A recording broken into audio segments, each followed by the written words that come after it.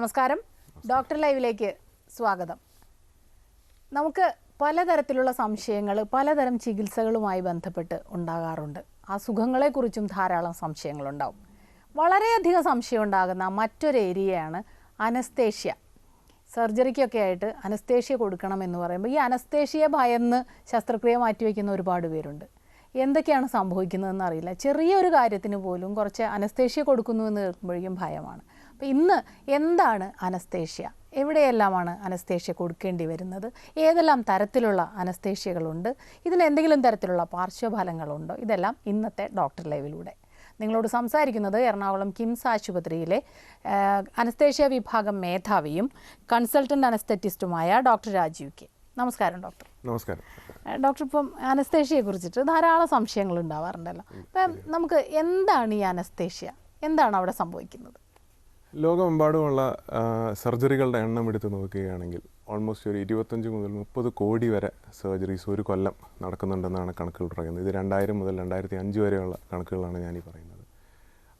അതിൽ ഓൾമോസ്റ്റ് ഒരു 60 to 80% എന്നോണം തന്നെ അനസ്തീഷ്യ കൊടുത്തുകൊണ്ടാണ് ചെയ്യുന്നത്, അല്ലെങ്കിൽ ഒരു 80 to 85% എന്ന് തന്നെ വേണമെങ്കിൽ പറയാം.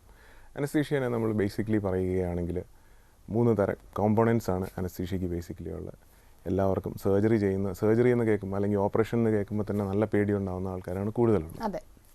അവർക്ക് തന്നെ സാധാരണഗതിയിൽ പറയുകയാണെങ്കിൽ ഭയമില്ലാതെ സർജറിയെ ഫേസ് ചെയ്യാൻ വേണ്ടിയുള്ള ഫെസിലിറ്റീസാണ് ശരിക്കും പറഞ്ഞാൽ അനസ്തീഷ്യ ഒരുക്കുന്നത്.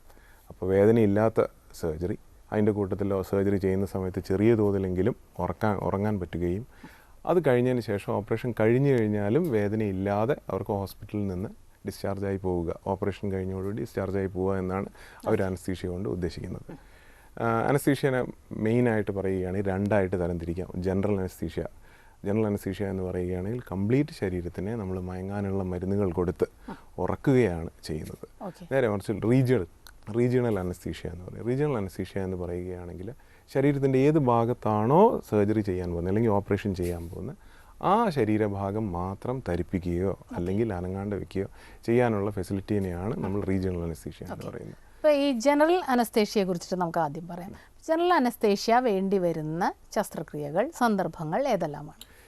ഓൾമോസ്റ്റ് എല്ലാവരും തന്നെ ആഗ്രഹിക്കുന്ന ഓപ്പറേഷൻ്റെ സമയത്ത് ഉണർന്നിരിക്കാതിരിക്കണമെന്നാണ് അവർ ആഗ്രഹിക്കുക സാധാരണഗതിയിൽ.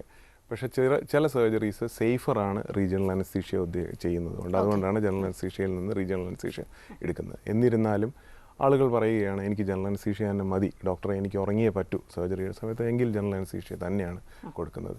എല്ലാ തരം സർജറീസിനും, അതായത് ഇപ്പോൾ ന്യൂറോ സർജറി ആയാലും കാർഡിയാക് സർജറി ആയിക്കഴിഞ്ഞാലും തൊറാസിക് സർജറി ആയിക്കഴിഞ്ഞാലും കുടലിൻ്റെ സർജറി ആയിക്കഴിഞ്ഞാലും ലിവറോ അല്ലെങ്കിൽ കിഡ്നിയുടെ സർജറി ആയിക്കഴിഞ്ഞാലും ഇതിനൊക്കെ പുറമെ ജോയിൻറ്റ് മാറ്റിവെക്കൽ അല്ലെങ്കിൽ ഫ്രാക്ചർ സർജറി, ഇതിനെല്ലാം തന്നെ ജനറൽ അനസ്തീഷ്യ നമ്മൾ ചെയ്യുന്നുണ്ട്.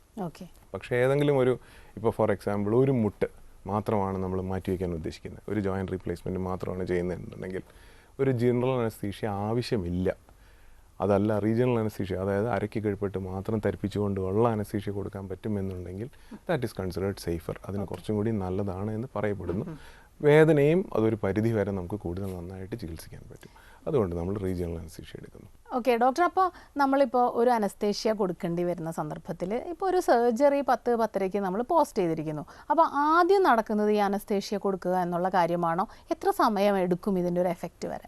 അല്ല, സാധാരണഗതിയിൽ സർജറീസിനെ നമ്മൾ 2-3 തരത്തിൽ തിരിക്കാൻ പറ്റും. ഒന്ന് എന്ന് പറഞ്ഞു കഴിഞ്ഞാൽ എലക്റ്റീവ് സർജറി ഉണ്ട്, where it is a planned surgery. നമ്മൾ തീരുമാനിക്കുകയാണ് ഇന്ന സമയത്താണ് സർജറി നടക്കാൻ പോകുന്നതെന്ന് തീരുമാനിച്ച് ആ സമയത്ത് നമ്മൾ സർജറി നടക്കാൻ തീരുമാനിക്കുന്നു. പിന്നെയുള്ളത് എമർജൻസി സർജറീസ് ഉണ്ട്, വേറെ ഇപ്പോൾ ഒരു ആക്സിഡൻറ്റ് ഉണ്ടായിട്ടോ അല്ലെങ്കിൽ ഇപ്പോൾ ഹെർണിയയിൽ സ്ട്രാങ്കുലേഷൻ വന്നിട്ടോ അങ്ങനെ എന്തെങ്കിലും ആയിട്ട് എമർജൻസി ആയിട്ട് നമ്മൾ സർജറി ചെയ്തേ പറ്റൂ എന്ന് തീരുമാനിക്കുന്ന കാര്യങ്ങളുണ്ട്. ഇത് രണ്ടും തീരുമാനിച്ചതിന് ശേഷം എലക്റ്റീവ് ആണോ എമർജൻസി ആണോ എന്ന് തീരുമാനിച്ചിട്ടാണ് പിന്നീട് അനസ്തീഷ്യയുടെ വകഭേദങ്ങൾ വരുന്നത്. എലക്റ്റീവ് സർജറി ആണെങ്കിൽ നമ്മൾ ചെയ്തു വരുന്നത് എന്താണെന്ന് വെച്ച് കഴിഞ്ഞാൽ എത്ര കാലം മുമ്പ് തന്നെയാണെങ്കിലും അനസ്തെറ്റിസ്റ്റിനെ കണ്ട് ഒരു അനസ്തെറ്റിക് ഫിറ്റ്നസ് എന്ന് പറയുന്നത് എടുക്കണം. അത് സാധാരണഗതിയിൽ നമ്മൾ പ്രീ അനസ്തെറ്റിക് ചെക്കപ്പ് എന്നാണ് അതിന് പറയുന്നത്. പ്രീ അനസ്തെറ്റിക് ചെക്കപ്പിൽ നമ്മൾ കുറച്ച് രക്തപരിശോധനകൾ നടത്തും, അതേമാതിരി തന്നെ പേഷ്യൻറ്റിൻ്റേതായിട്ടുള്ള ECG, എക്സ്റേ അത് നടത്തും, റേഡിയോളജിക്കലായിട്ടുള്ള ഇൻവെസ്റ്റിഗേഷൻസ് നടത്തും. ഇതിന് പുറമെ ഒരു കംപ്ലീറ്റ് ആയിട്ടുള്ള ഒരു ഹിസ്റ്ററി കൊടുക്കും. പേഷ്യൻറ്റിന് എന്തൊക്കെ അസുഖങ്ങളാണ്, ഷുഗറുണ്ടോ, പ്രഷറുണ്ടോ, അല്ലെങ്കിൽ ശ്വാസകോശത്തിനായിട്ടുള്ള ബുദ്ധിമുട്ടുകളുണ്ടോ, സ്മോക്കറാണോ, ആൽക്കഹോളിക് ആണോ, ഇതിന് പുറമെ ഫാമിലി ഹിസ്റ്ററി ഓഫ് ഇൽനെസ്സസ് ഉണ്ടോ, എന്നുള്ളതും കൂടി അറിഞ്ഞ് അതിനെയെല്ലാം ആസ്പദമാക്കിയിട്ടാണ് നമ്മൾ അനസ്തീഷ്യ ചെയ്യാൻ തീരുമാനിക്കുന്നത്. അതിന് കൂട്ടത്തിൽ ചെയ്യുന്ന കാര്യം എന്താണെന്ന് വെച്ച് കഴിഞ്ഞാൽ ഇത് നേരത്തെ ആവണമെന്ന് പറയാൻ ഒരു സ്പെസിഫിക് റീസൺ ഉണ്ട്. എന്താണെന്ന് വെച്ച് കഴിഞ്ഞാൽ ഒരു മേജർ സർജറിക്ക് വരുന്നതിന് മുമ്പ് നമുക്ക് ഓപ്റ്റിമൈസ് ചെയ്യാവുന്ന കാര്യങ്ങൾ എന്തൊക്കെയാണോ നമുക്ക് കൺട്രോളിലാക്കാൻ പറ്റുന്നത് അത് നമ്മൾ തീർച്ചയായിട്ടും കൺട്രോൾ ചെയ്തിട്ട് വരണം. അതിന് ഏറ്റവും നല്ല എക്സാമ്പിൾ തന്നെ ഷുഗറാണ്. ശരിക്കും പറഞ്ഞു കഴിഞ്ഞാൽ ഷുഗറിൻ്റെ കൺട്രോൾ ഉണ്ടെങ്കിലാണ് ഇൻഫെക്ഷൻസ് ഒന്നും ഇല്ലാത്ത രീതിയിൽ നമുക്ക് നല്ല സർജറി ചെയ്തു പോകാൻ പറ്റുന്നത്. അതുകൊണ്ട് തന്നെ ആ സർജറിക്ക് അത് നമ്മൾ ഒപ്റ്റിമൈസ് ചെയ്യാനുള്ള സമയം കൂടി അനസ്തെറ്റിസ്റ്റിനും ഫിസിഷ്യനും കൊടുക്കുന്നുണ്ട്. അതിൻ്റെ കൂട്ടത്തിൽ വേണ്ട എന്തൊക്കെയാണോ നമുക്ക് ചെക്കപ്പ് ചെയ്യുന്നത്, ലൈക്ക് ഫോർ എക്സാമ്പിൾ ഇപ്പോൾ ഹാർട്ടിൻ്റെ കണ്ടീഷൻ എങ്ങനെയുണ്ട് അതിൻ്റെ എല്ലാം നമ്മൾ നോക്കി കഴിഞ്ഞിട്ട് വേണം എന്ത് അനസ്തീഷ്യ കൊടുക്കണം എന്ന് തീരുമാനിക്കാൻ വേണ്ടി. ഡോക്ടർ, അപ്പോൾ ഈ ഫിറ്റ്നസ് കിട്ടാത്ത ചില സന്ദർഭങ്ങൾ ഉണ്ടാവുമല്ലോ, അപ്പോൾ എങ്ങനെയാണ് അത്, ഏതെല്ലാം സന്ദർഭങ്ങളാണ് അത്? ഇപ്പോൾ ഇത്രയും ഡോക്ടർ ഇപ്പോൾ നോക്കിക്കഴിയുമ്പോൾ ഇല്ല ഇതിപ്പോൾ ചെയ്യാൻ പറ്റില്ല, അനസ്തീഷ്യ കൊടുക്കാൻ പറ്റില്ല, അങ്ങനെ ഒരു അവസരം വരുമോ? ഉണ്ട്, തീർച്ചയായിട്ടും വരും. എന്തെങ്കിലും കാരണവശാൽ ഇപ്പോൾ നമുക്ക് ഓപ്പറേഷന് വിധേയം പോകുന്ന രോഗിക്കുള്ള രോഗങ്ങൾ വെച്ചിട്ട് നമുക്ക് അതിൻ്റെ മുകളിൽ കൺട്രോൾ കിട്ടിയിട്ടില്ല എന്നുണ്ടെങ്കിൽ എലക്റ്റീവ് സർജറി ആണെങ്കിൽ നമ്മൾ ഡെഫിനറ്റ്ലി അത് പോസ്റ്റ്പോൺ ചെയ്യുകയും അത് കഴിഞ്ഞിട്ട് ആ രോഗത്തിൻ്റെ മുകളിലൊരു കൺട്രോൾ കിട്ടിയതിന് ശേഷം നമ്മൾ പ്ലാൻ ചെയ്യണം. പക്ഷേ സ്മിത പറഞ്ഞ മാതിരി നേരത്തെയുള്ള എമർജൻസി സർജറീസിൽ ഇതിനുള്ള സമയം നമുക്ക് കിട്ടിയെന്ന് വരില്ല. ഫോർ എക്സാമ്പിൾ ഇപ്പോൾ ആക്സിഡൻറ്റിൽ വന്നേക്കുന്ന ഒരു രോഗിക്ക് ഷുഗർ വളരെ കൂടുതലായിരിക്കും, അദ്ദേഹത്തിന് ചിലപ്പോൾ ഒരു ഫ്രാക്ചറോ അല്ലെങ്കിൽ ഒരു ഹെഡ് ഇഞ്ചുറി ആയിരിക്കും ഉണ്ടാവുക. പക്ഷേ തീർച്ചയായിട്ടും നമുക്ക് ആ സർജറി അപ്പോൾ ചെയ്തേ പറ്റൂ. അപ്പോൾ നമ്മൾ സാധാരണഗതിയിൽ എന്താ നോക്കുന്നതെന്ന് വെച്ച് കഴിഞ്ഞാൽ നമ്മൾ ബ്രാൻ ഇൻഡെക്സ് എന്നാണ് പറയുന്നത്. ബേസിക്കലി ബെനിഫിറ്റ്, റിസ്ക്, അത് നമുക്ക് മാറ്റിവെക്കാൻ പറ്റുമോ ഇല്ലയോ എന്നുള്ളത് നമ്മൾ തീരുമാനിക്കും. അല്ലെങ്കിൽ ഒന്നും ചെയ്യാണ്ടിരിക്കുക എന്നുള്ളത്, അതാണ് ബ്രാൻ നോട്ട് ആക്ച്വലി ഡൺ എന്ന് പറയുന്നത്. അപ്പോൾ നമ്മൾ ബെനിഫിറ്റ് റിസ്ക് നോക്കി കഴിഞ്ഞിട്ട് രോഗിയുടെ ബന്ധുക്കളോടും സംസാരിക്കുകയും അതനുസരിച്ചിട്ട് നമ്മൾ തീരുമാനിക്കും സർജറിക്ക് പോകാമെന്നോ അല്ലെങ്കിൽ സർജറി ചെയ്യേണ്ട എന്നുള്ളത് നമ്മൾ തീരുമാനിക്കും. അതാണ് ആ ഡിഫറൻസ് വരുന്നത് രീതിയിൽ. ഡോക്ടർ, നമുക്കൊരു ഇടവേളയ്ക്ക് ശേഷം തിരികെ വരാം. ഡോക്ടർ ലൈവിൽ ഒരു ഇടവേള.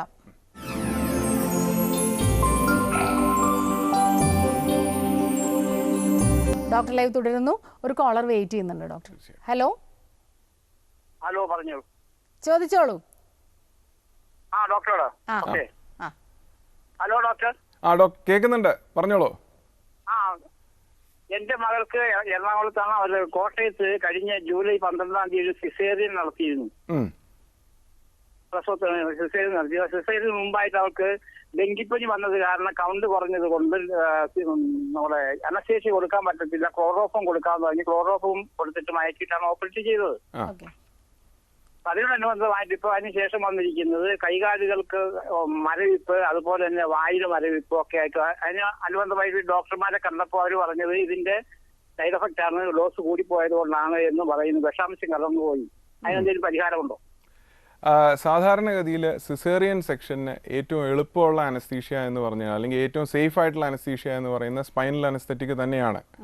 ഇപ്പോൾ നിങ്ങൾ പറഞ്ഞ മാതിരി നിങ്ങളുടെ മകൾക്ക് ഡെങ്കുപ്പനി വന്നതിൻ്റെ പേരിൽ ഉണ്ടായ പ്ലേറ്റ്ലെറ്റിൻ്റെ അളവ് കുറയുകയോ അതുകൊണ്ടായിരിക്കണം ജനറൽ അനസ്തീഷ്യ ചൂസ് ചെയ്തതെന്ന് ഞാൻ വിചാരിക്കുന്നു.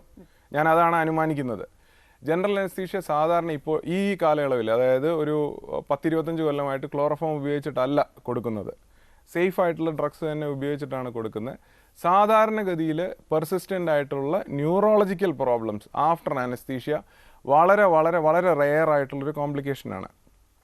ഇതെന്തുകൊണ്ടാണ് നിങ്ങളുടെ മകൾക്ക് വന്നതെന്ന് എന്നോട് പെട്ടെന്ന് ചോദിച്ചു കഴിഞ്ഞാൽ എനിക്ക് ആധികാരികമായിട്ട് പറയാൻ ഉത്തരമില്ല എന്നുള്ളതാണ് സത്യാവസ്ഥ. പക്ഷേ നോർമലി ഉണ്ടാകുന്ന ന്യൂറോളജിക്കലായിട്ടുള്ള ഡെഫിസിറ്റ്സ് റിവേഴ്സിബിൾ ആണ്. സാധാരണഗതിയിൽ അത് കുറയുകയും ചെയ്യും. ഡോസ് കൂടുതലാവുക എന്ന് പറയുന്ന സംഭവം സാധാരണഗതിയിൽ ഉണ്ടാവില്ല. അങ്ങനെ എനിക്കത് കൂടുതലായിട്ട് കൊളോക്കിയലായിട്ട് പറയുന്നത് കൊണ്ട് നമ്മൾ ഡോസ് കൂടി കുറഞ്ഞു എന്ന് പറയുന്നതായിരിക്കും എന്നാണ് എനിക്ക് തോന്നുന്നത്. ഇദ്ദേഹം കൃത്യമായിട്ട് അവിടെ തന്നെ പോയിട്ട് അതിന്റെ ഫോളോ അപ്സ് എടുക്കുന്നത് നല്ലതായിരിക്കും അല്ലേ? അത് കൊടുത്തവരോട് തീർച്ചയായിട്ടും ന്യൂറോളജിസ്റ്റിനെ തന്നെ കാണുകയും ആ ചെയ്ത അനസ്തെറ്റിസ്റ്റുമായിട്ട് തന്നെ സംസാരിച്ചിട്ട് എന്താണ് ക്ലിയർ കട്ട് ആയിട്ടുള്ള പറ്റിയിരിക്കുന്നത് എന്നുള്ളത് അറിയണം. അനസ്തീഷ്യയുടെ സൈഡ് ഇഫക്റ്റ് ആവാനുള്ള സാധ്യത വളരെ കുറവാണ്.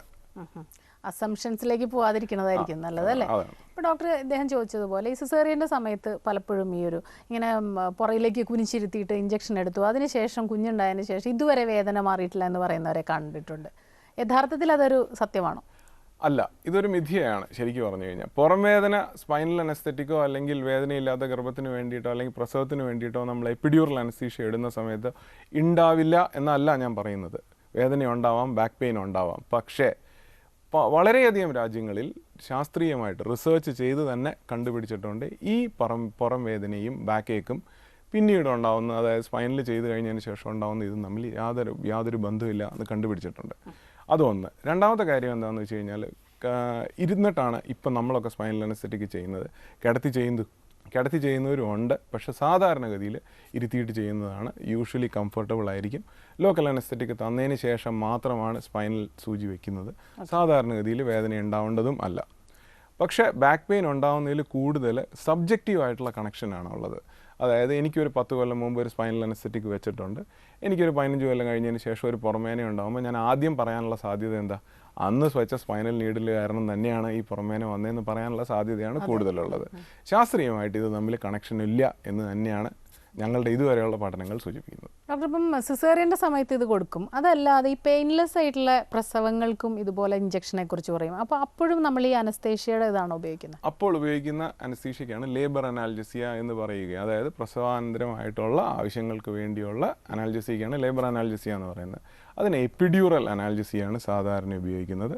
അവിടെ എപ്പിഡ്യൂറൽ സ്പേസിലേക്ക്, അതായത് നട്ടലിൻ്റെ തന്നെ എപ്പിഡ്യൂറൽ സ്പേസിലേക്ക് നമ്മളൊരു നീഡിൽ വെക്കുകയും അതിൻ്റെ അകത്ത് കൂടെ കാത്തറ്റർ പാസ് ചെയ്തിട്ട് കണ്ടിന്യൂസ് ആയിട്ട് through out the procedure of labour, എപ്പോഴാണോ ആ പ്രസവം തീരുന്നത് വരെ നമുക്ക് ധരിക്കാനുള്ള മരുന്ന് ആ കാത്തറ്റർ ഉപയോഗിച്ച് നമുക്ക് കൊടുക്കാൻ പറ്റുകയും അതുവഴി നമുക്കിത് കണ്ടിന്യൂ ചെയ്യാനും പറ്റും. അതാണ് ലേബർ അനാൽജസിയ എന്ന് പറഞ്ഞ് ഉദ്ദേശിക്കുന്നത്. അടുത്തൊരു കോളിലേക്ക് പോകാം ഡോക്ടർ. ഹലോ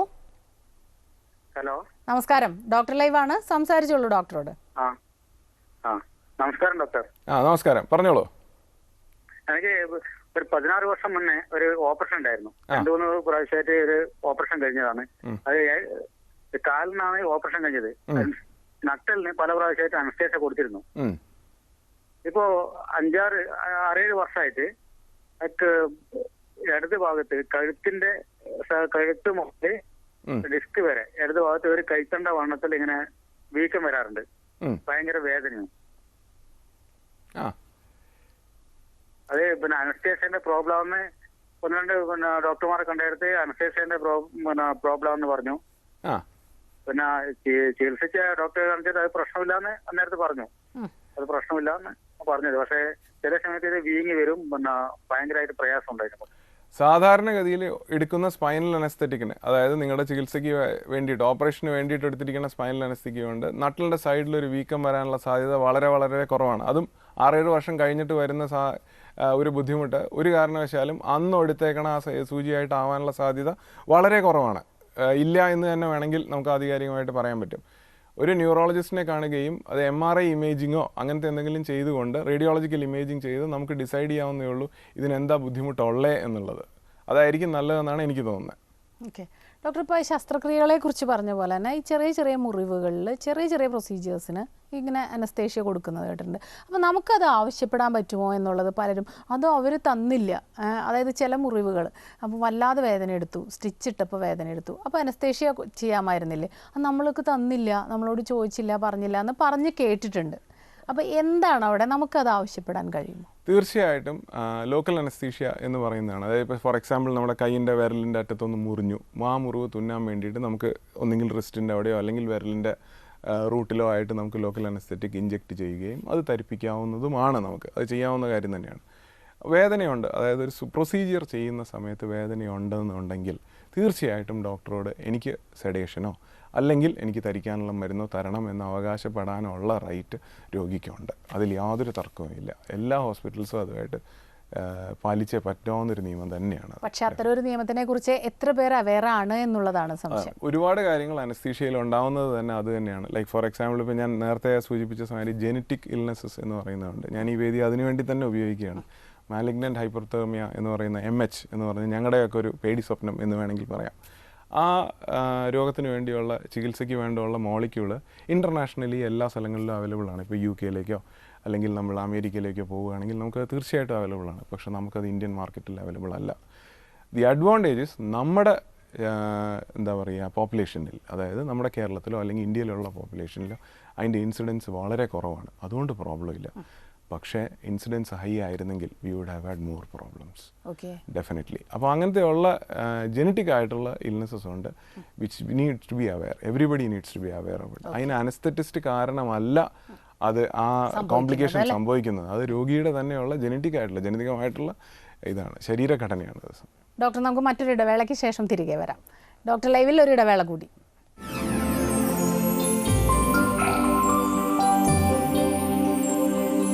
ഡോക്ടർ ലൈവ് തുടരുന്നു. ഒരു കോളർ വെയിറ്റ് ചെയ്യുന്നുണ്ട് ഡോക്ടർ. ഹലോ, സംസാരിച്ചോളൂ ഡോക്ടറോട്. ഹലോ ഡോക്ടറെ, ഞാൻ പത്തനംതിട്ട ജില്ലയിൽ നിന്ന് മല്ലപ്പള്ളി സ്ഥലത്തു നിന്നാണ്. ഹലോ, പറഞ്ഞോളൂ. ഈ അനസ്തേഷ്യ കൂടിയാൽ രോഗിക്ക് അതിനകത്ത് തകരാറ് വല്ലതും വരുമോ എന്നൊരു അറിയാൻ വേണ്ടി ഒരു സംശയമായിരുന്നു.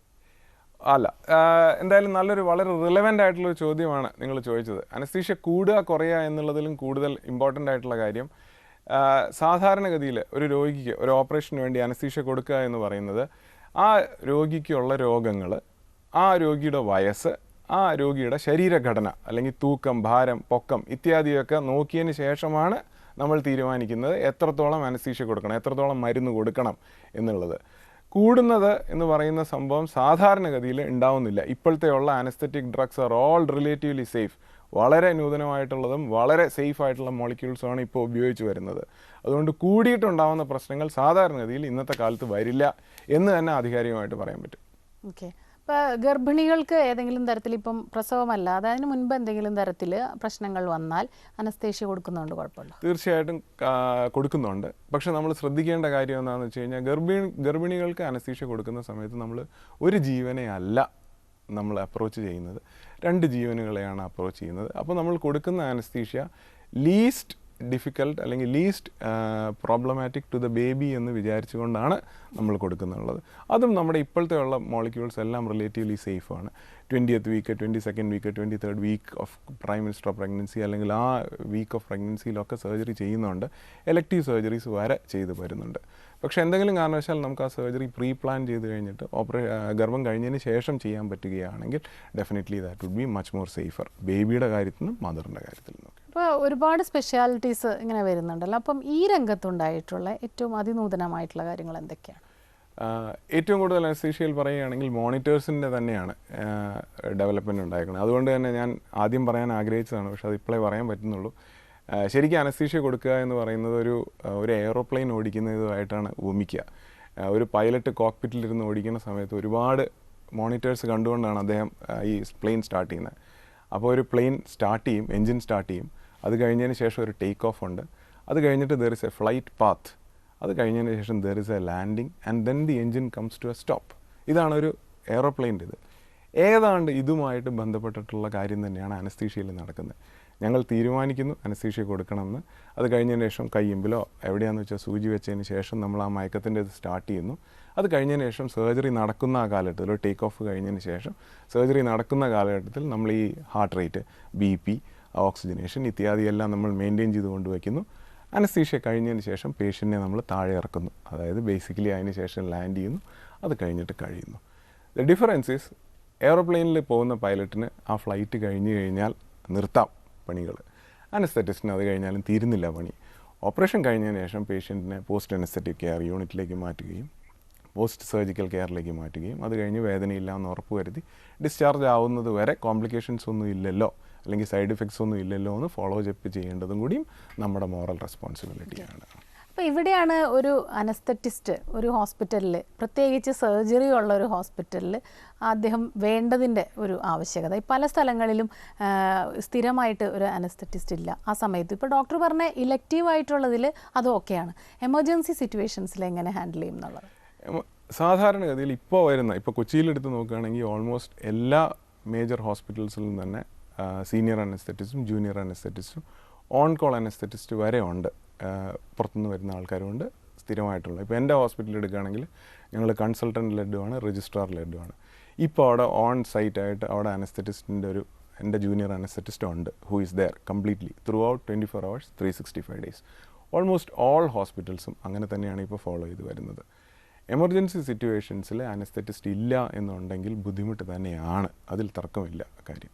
തീർച്ചയായിട്ടും അതൊക്കെ അറിഞ്ഞിട്ട് തന്നെ ഹോസ്പിറ്റലിൽ പോകണതായിരിക്കും നല്ലതല്ലേ? അത് മാത്രമല്ല, ഇപ്പോൾ നിയമം അനുശാസിക്കുന്നത് എന്താണെന്ന് വെച്ചാൽ ഓരോ സർജിക്കൽ ഓപ്പറേഷൻസിനും ഒരു അനസ്തെറ്റിസ്റ്റ് എങ്കിലും പ്രസൻറ്റ് ആയിരിക്കണം ഇൻസൈഡ് ദി തിയേറ്റർ എന്നാണ് അവർ ഇൻസിസ്റ്റ് ചെയ്യുന്നത്. That is what the law demands.